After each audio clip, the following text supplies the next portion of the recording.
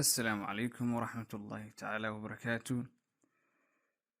daawadayaal kusoo dhawaada cashar cusub oo aynu maanta kaga hadlayno sida backgroundka lagu bedelo sawir aad leedahay oo yacni sawirka loo saarto backgroundka.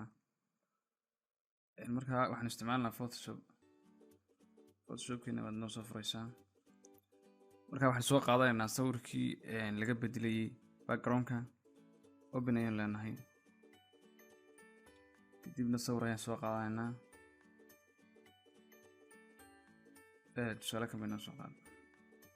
imika sawirka waa kaas, backgroundka dambe ayaynu doonaynaa inaanu ka bedelno.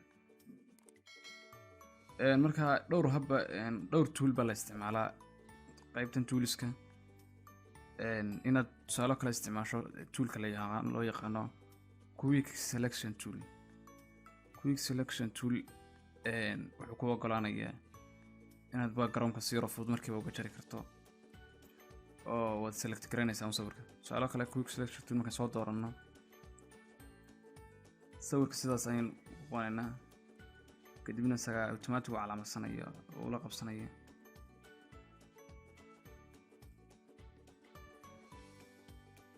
tusaale waad aragtay markii uu calaamadiyey sawirka oo dhan uu aqoonsaday quick selection tool. kadibna waxaad samaynaysaa control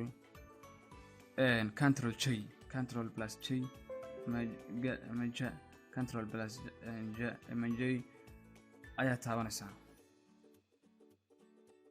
imika backgroundka wuu jaray. imika haddaynu xaggan layeriska eegno aynu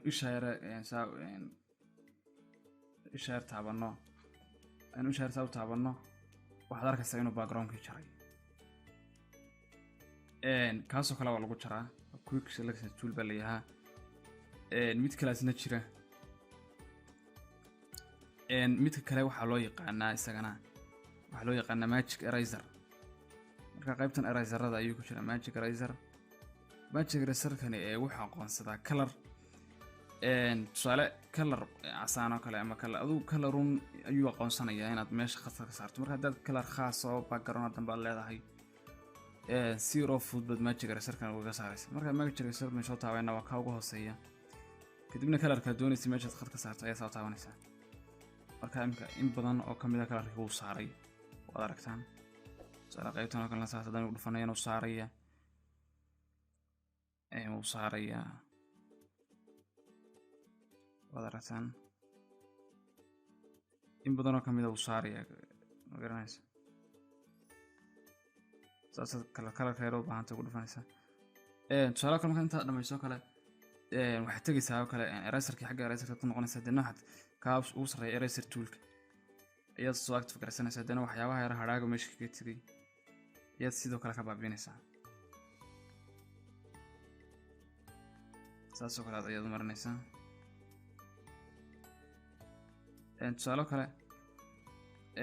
kale hadduu kaa weynaado eraserkan sizekiisa kana imika hadda wadno halkan ayaa laga yarayaa.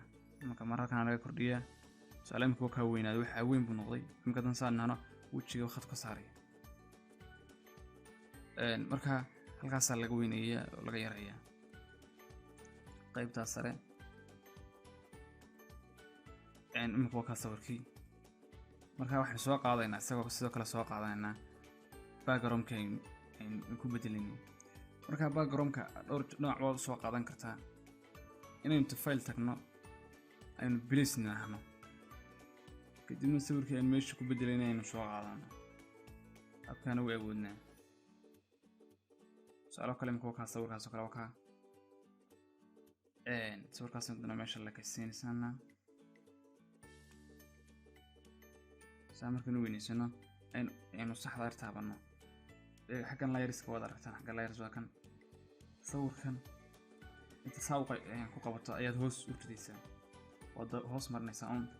kadibna waa kaas imika kor yimi. tusaalo kale kana waad yaraysan kartaa.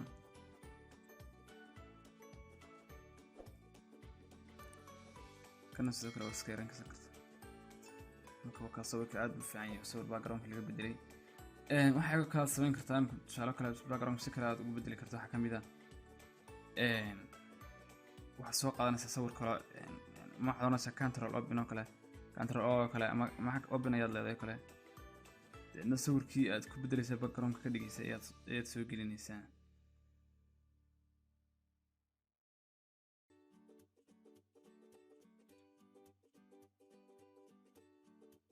markaan saas kale soo gelino imka sawirkeena inaga xaggan inoo yaalna sawirkan waa kan kadib sawirka ayaad soo qaasa create ku qabanaysaa kadibna saas ma dul dhigaysaa sidoo kale halkan hoos marinaysa labada habba waad soo gelin kartaa background sawirka kale background ka dhigayso waad soo gelin kartaa intaanu casharkan oo kale mid la mid ah ku kulmayno videogana waa video aad iyo casharkan aad u qiimo badan hala sii share gareeyo asxaabta la soo wadaago magacaygu Cali Abdul Khaliq waa salaamantiin dhamaantiin assalaamu calaykum waraxmatullaahi tacaala wabarakaatuh